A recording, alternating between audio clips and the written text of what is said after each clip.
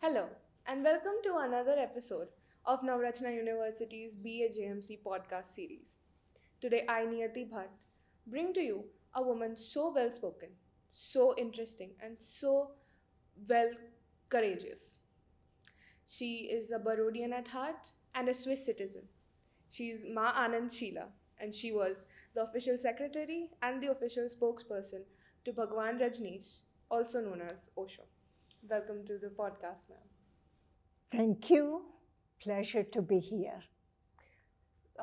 We're so happy that you've allowed us to have this interactive session with you. We hope that we can make the best of our time with you.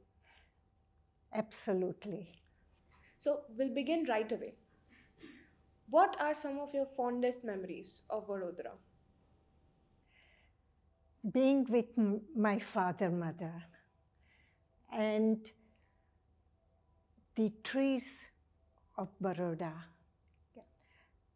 But now I don't see them often. Yeah, it's a concrete jungle. But Baroda had wonderful trees, and the university campus of Baroda was well maintained with the gardens, and the dome and everything was clean and properly maintained.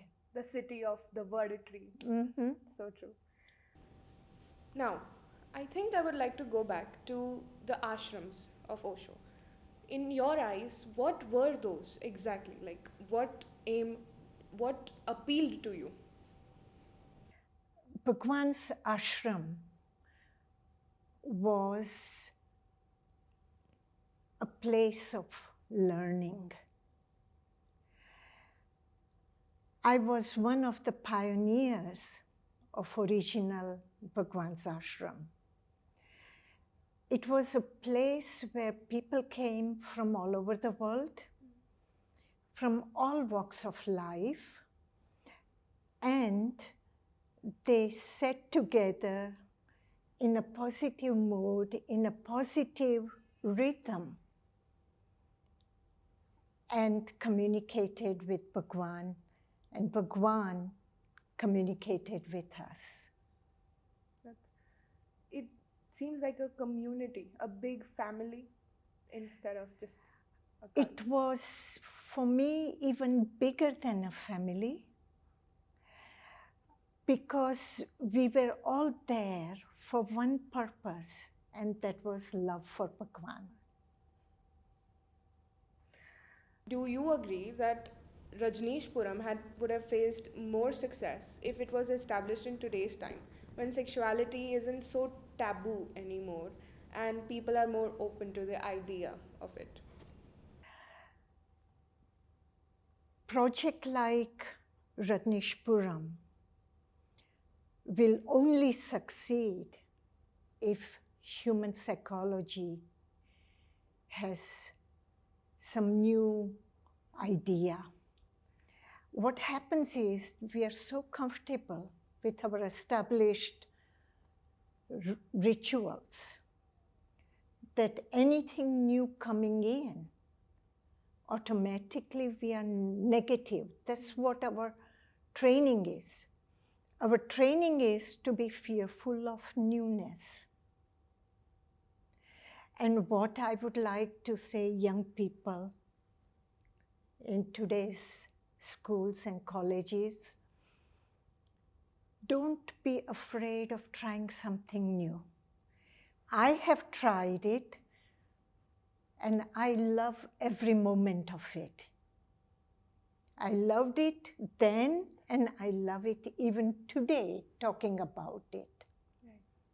So have some courage and go for a new idea. Mm-hmm. It doesn't matter whether it's successful or not. Just by going for it, you are successful. So rightly said. So, had you seen any exchanges of the LGBTQIA community back then, when homosexuality was so hush-hush about? I would say intercourse itself was, a very taboo topic back then, and people weren't so open to talking about it. So do you Do you remember any instances that the queer community? In our community, there was no discrimination. It was natural. Sexuality is an individual preference. Liking of someone, not liking of someone is an individual event. An individual must have freedom in their choice, regardless. We say women should not do this or that. No, that's all garbage. Women can do everything what men can do. And they don't have to fall back. When we were building Rajneeshpuram, some of the smallest women were running big D10 machine and D9 machine and big trucks and everything. We would have never thought of it in India then. So, yeah. But we were all so ready to work, so excited to create our community that we participated in all activities. Do you think, had Rajneeshpuram had been established in today's time, considering the taboo of sexuality has been lifted a little bit, do you think it would have seen more success than it had in the 80s? Project like Rajneeshpuram will only succeed if human psychology has some new idea.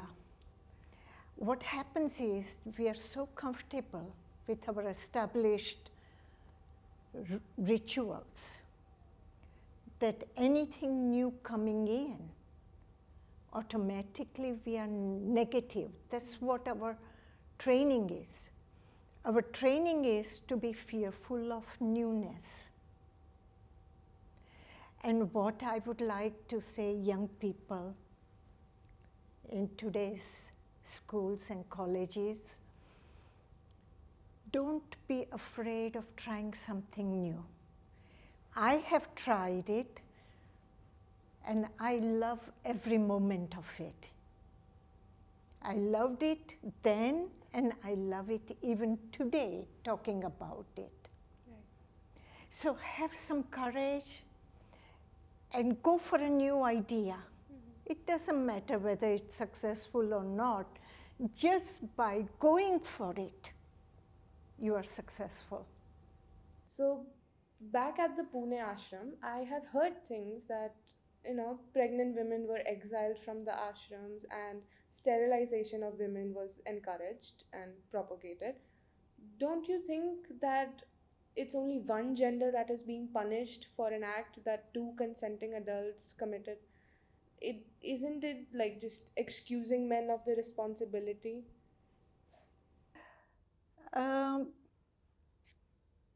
I would say to your question, people say many things. People say many things about me. True. And I know my reality. I would not entertain such opinions of people without experiencing firsthand. Mm-hmm. Would you say that even if some have this opinion, do you say that those people have an inherent bias towards the women bearing the consequences of an act that was carried out by two consenting adults, where men have been excused but the women suffer the consequences? That is the tradition. Women always suffer. They have the last burnt. But I must say, in our community, Bhagwan offered women the highest status. There were many men upset that Bhagwan had chosen me as a secretary or Lakshmi before me, a secretary. And Bhagwan said, no, women have the equal right and equal abilities, at times even more because they function through intuition. He did not listen to people's critique on it. He continued to have me as his secretary. A man of his word. Man of my heart and my world. I've heard some scandalous takes about marriage, that it is self-limiting. That's what Osho said, apparently. And I've heard that you've gone on record as well to say that marriage is sexually limiting. Do you support open marriages, like polyamorous relationships?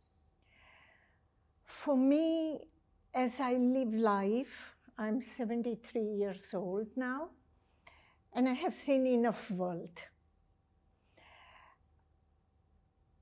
Marriages are social structure to control the sexuality of mankind. If we become aware and respectful of one another, we would not need that kind of. Marriage should be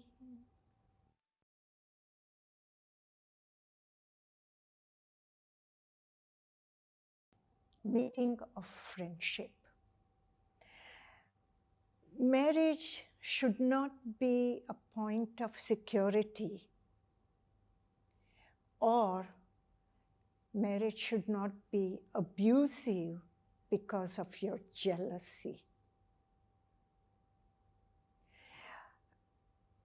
What I have understood through Bhagwan, through my parents, marriages are not made in heaven, but one should live in a marriage as you are living in heaven. Marriage is not a certificate of sexuality and abuse.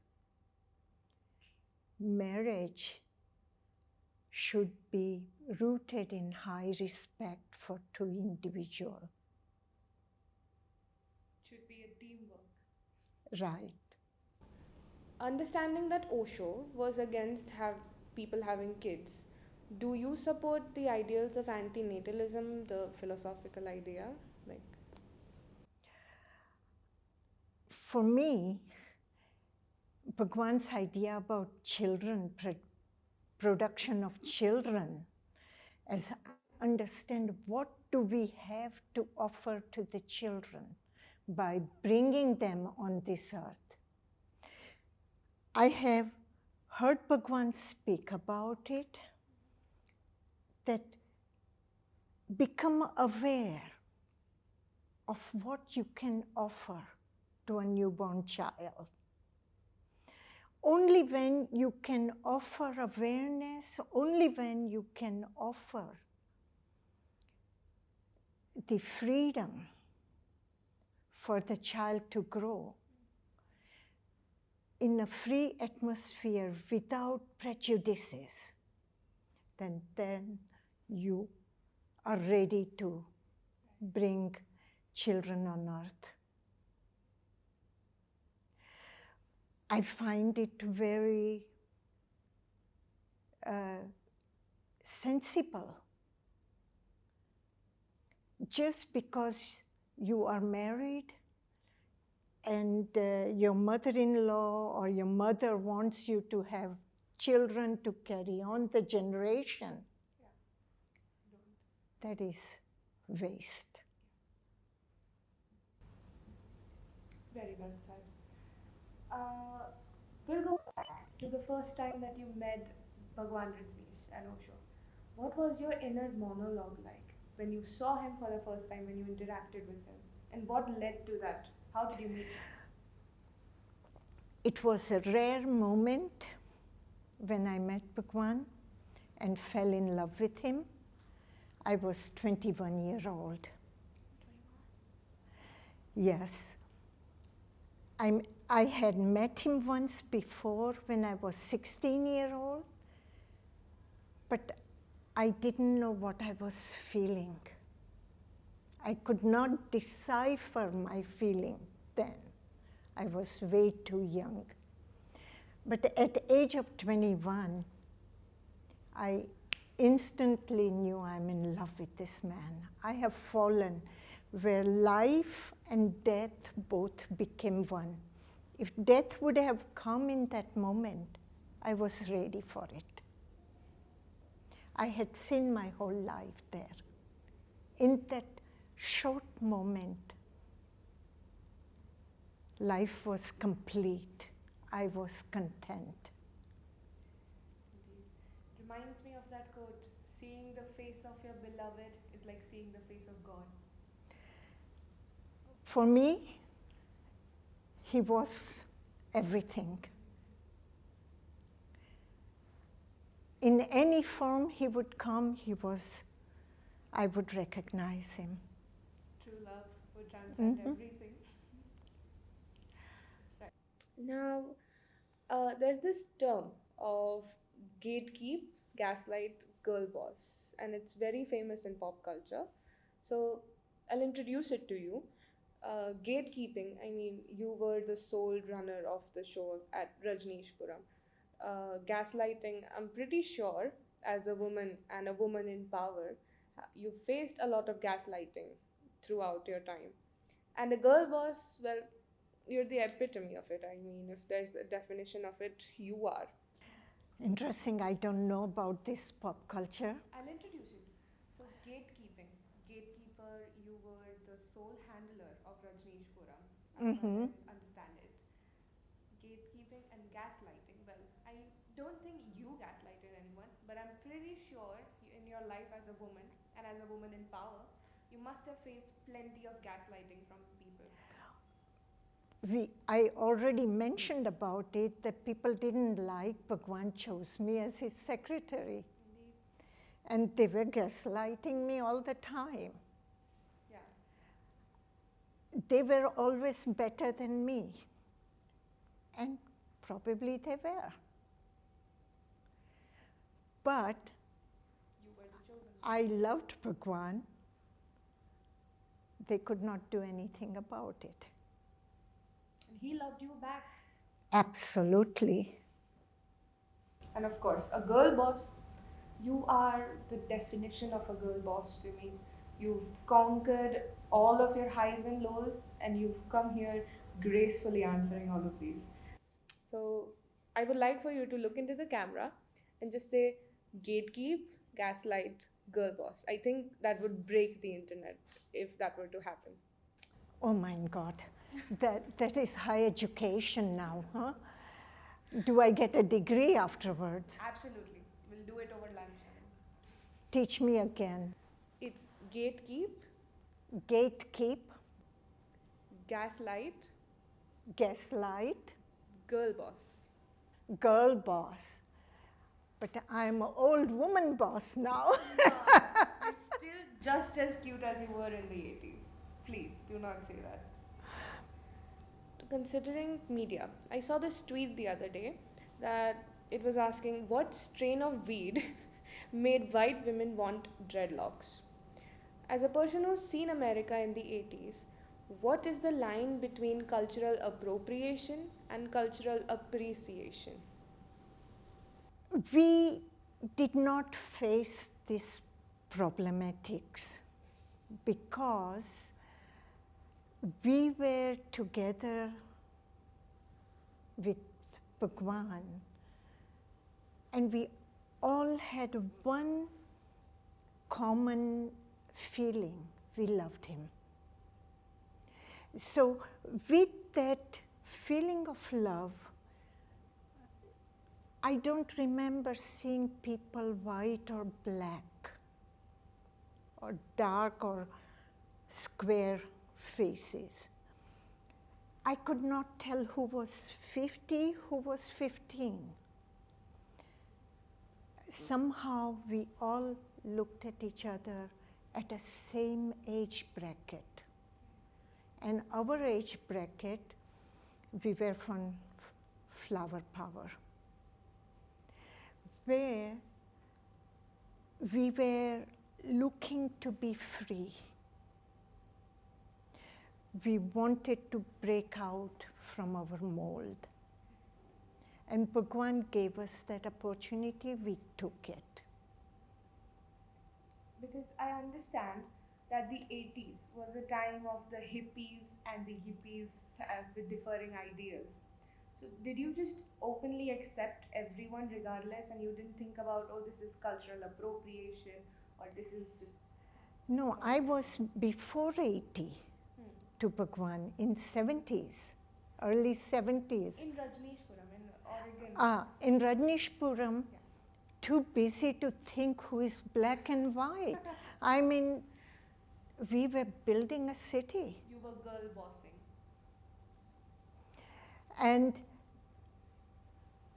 what work has to be done, has to be done. There was no other focus than creating our community, our house. That was, building the city was one big house. Now, as a person who's still facing judgment after serving your time, and you've still faced the vitriol of the public, and there's a lot of public prosecution, you're still being asked to confirm things. There's this term called cancel culture, and it's when a person is erased from the internet, they stop engaging with their posts, they stop looking into them, they just stop following them. What is your opinion about cancel culture today? In Rajneeshpuram, they wanted us to be cancel culture, but they talked about us every day, 100 times a day. Anything that happened, Rajneeshis did it. The fruit flies come from California, that was because of Rajneeshis came. The Mount Hood exploded with lava, that's because Rajneeshis came. They wanted to cancel us, we wanted them to cancel us, but they couldn't cancel us. We became the biggest platform for all the locals. We united the locals. It's like Russia and Ukraine. With Russia's attack, whole Europe is united, including America. So they brought unity in us instead of canceling us. They couldn't cancel you, yeah. They were obsessed, that turned them from haters to fans. They turned from haters to fans. Exactly. Right. Now, in an interview with the 60 Minutes Australia, Osho had said that she has no dignity. All the dignity she has was given by me, as in Osho. Do you find it uncomfortable ever to be still addressed with the name that he gave you instead of Sheela Ambalal Patel? If I got dignity from Bhagwan, I'm the most lucky person. Did it never feel insulting? His dignity, if I would have, what other opinion I need? I am dissolved in him. That is, when I fell in love with him, I was completely dissolved. I have no ego issue there. Love could never insult you. Right. If ego issue I have to deal with, if somebody said, I did not take care of Bhagwan and his community. That would bother me. But to have dignity of Bhagwan, think of my potential. And that potential comes from Ambalal and Maniben Patel from Tandalja. I got goosebumps just now. In an interview that you gave to the Quint, you said you still had warmth for Osho because you had loved him. And all that reminds me is of this Neil Maxwell quote that no love is ever wasted. Its worth does not lie in reciprocity. What is your take on love, ma'am? Love is never waste. If it was a waste, it was not love. That much clearly I can say and understand. And for me, love cannot be destroyed. You can say what you want to, but if you think you have fallen out of love or it's destroyed, then bear in mind it was not love. There was some give and take. Love transcends everything. Then it was with expectations. And expectations is a business. You give me this, I give you that. Yeah. And wherever expectations are there, you can be certain you're going to be disappointed. Well said. Very well said. What would you say was the strategy when you established the ashram in Pune and in Rajneeshpuram? What was the master plan behind it all? No master plan. Bhagwan had just moved from Bombay to Pune because the apartment he was living in Bombay, that apartment building, other guests or the other owners did not like all these hippies from all over the world appearing on their doorsteps. So he got thrown out of there. Lakshmi arranged, then Bhagwan's secretary, a villa in Koregaon Park, Pune. And all of the hippies started coming there. Now they require certain services. They need coffee, tea after discourse, they need to use toilets, they need to park their bags, etc. And we had to create something that works with community. So as more people started gathering, our needs increased. And that was the only strategy we had, that now suddenly from 100 people to 2,500 people come, from there 5,000 people come. Where do you sit them? For meditation, you require a hall. The small do-away area was not good enough anymore. Then you need Buddha hall where Bhagwan can give discourses and then meditation can be carried out. Then new therapies came, so therapy rooms are required. So one thing led to another. And life is like that. You don't come with master plan. You're not born with master plan. And your parents did not create you with a master plan.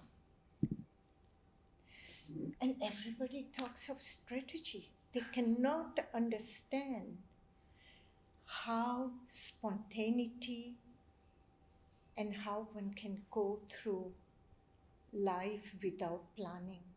And yet, there is a plan. His plan. Niyati. But I understand that Rajneeshpuram had its own airline as well, like its own air transport. That's right, I bought them myself, the planes. How awesome is that? Do you understand how awesome you When I sound? was buying it, I didn't understand how awesome it is, but now people tell me it was awesome. Incredibly awesome. I love that. After you left, after you decided to leave, Osho said some things uh, post your departure. And do you feel scorned ever? Do you feel that he, the man that you loved, would say things like that? Did that hurt you? I did not feel bad about him saying anything about me. It just made me sad that man of that caliber was put in a situation to say those things. He must have had his own reasons.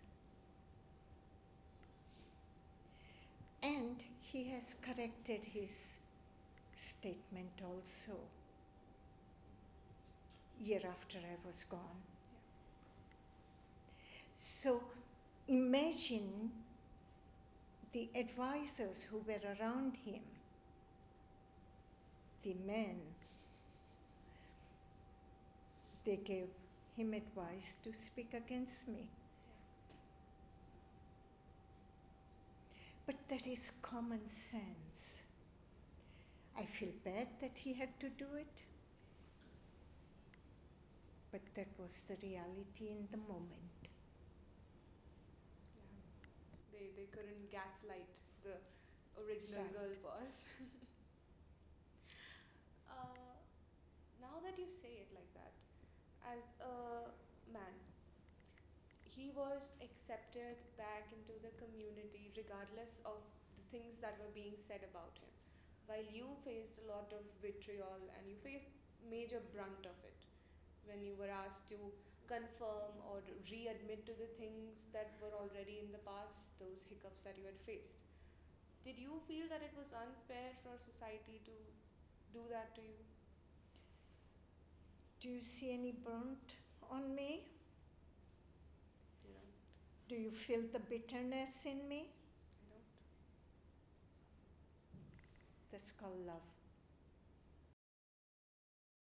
So, for Hindus, Mirabai is remembered as a great lover of Krishna.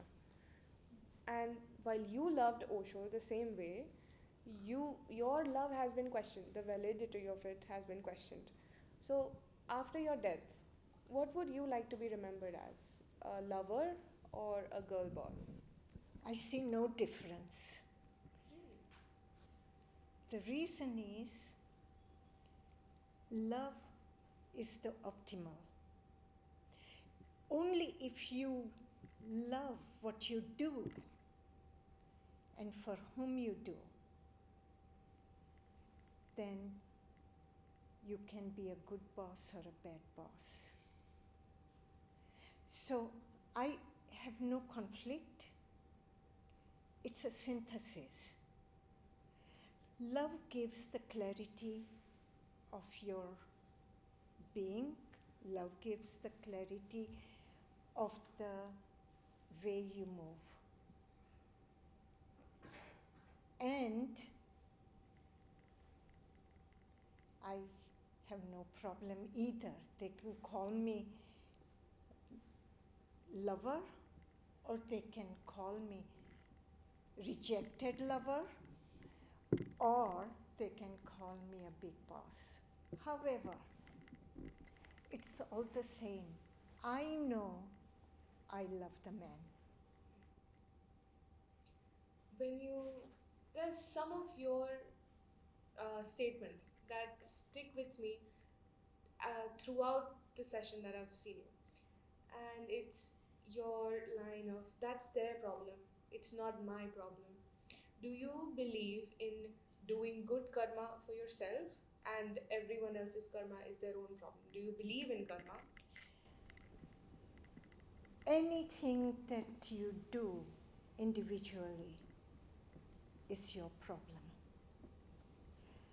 If you are doing something, you have to take responsibility for it, and it becomes your problem.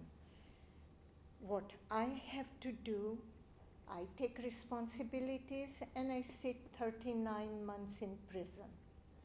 And you have not heard me complain yet. But you have to be generous enough to take the responsibility for whatever it is. I was the management. Anything that happens during my management,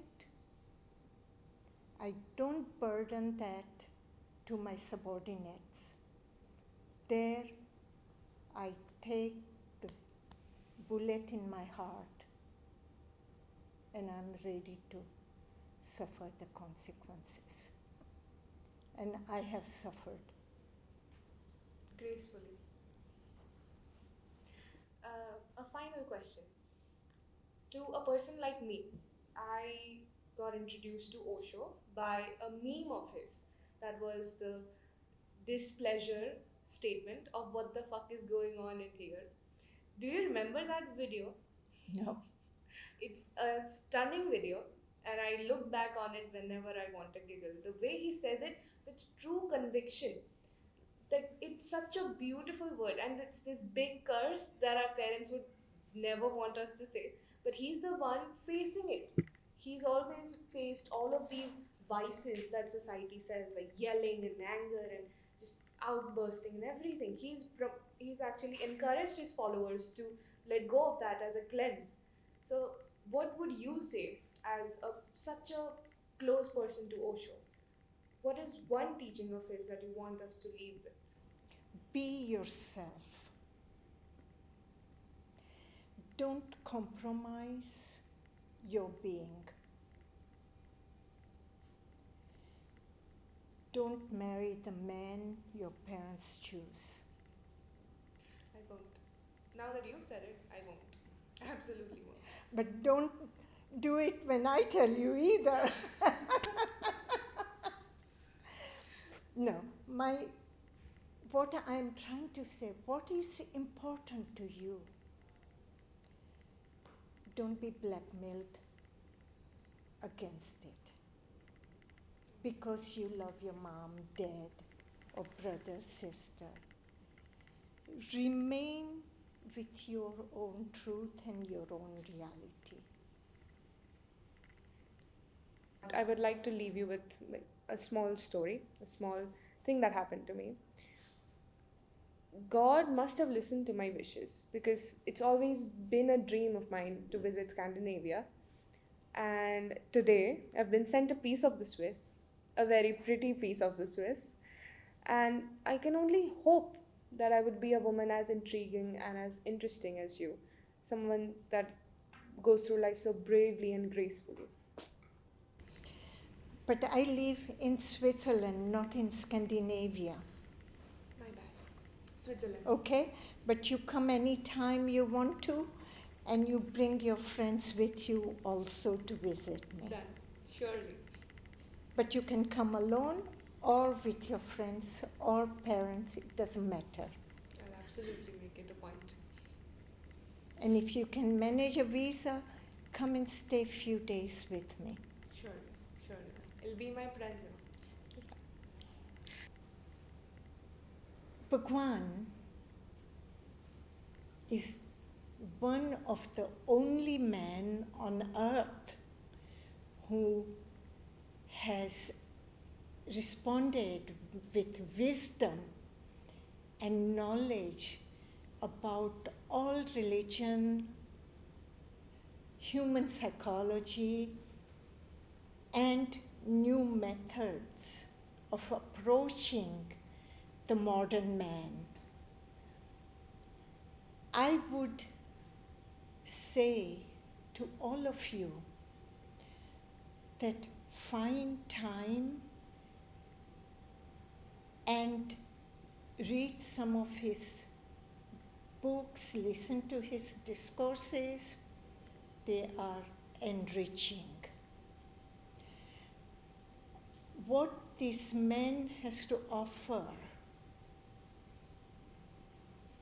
through his wisdom, do not negate it because of the scandals or scandalous life, or simply calling him a sex guru.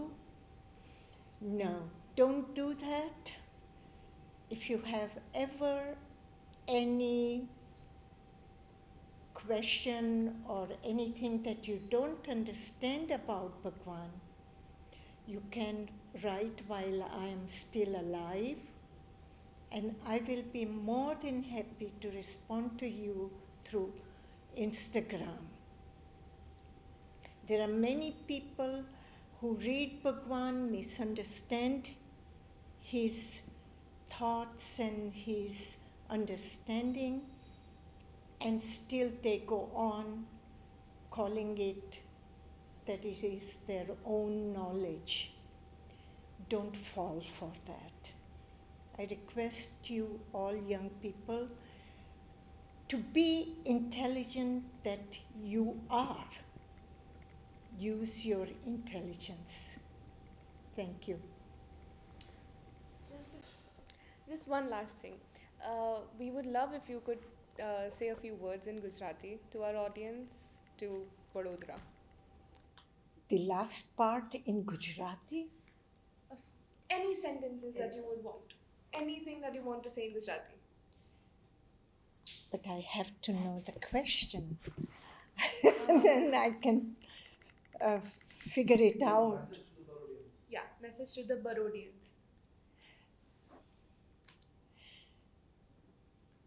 મારો message બરોડાના લોકો માટે છે. બરોડા બહુ જ સુંદર જગ્યા હતી. હું જ્યારે નાની હતી ત્યારે. એન્ડ બરોડાના ઝાડ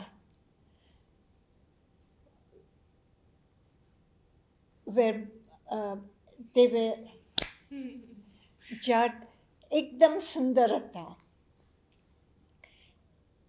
મારે મરતા પહેલાં એ સુંદરતા બરોડાની ફરી જોવી છે. જો તમે બધા મને મદદ કરશો તો હું બી આવીને એમાં જોડાઈ જઈશ. Oh my God. I love it. # Baroda. Now, that's the end of my questions.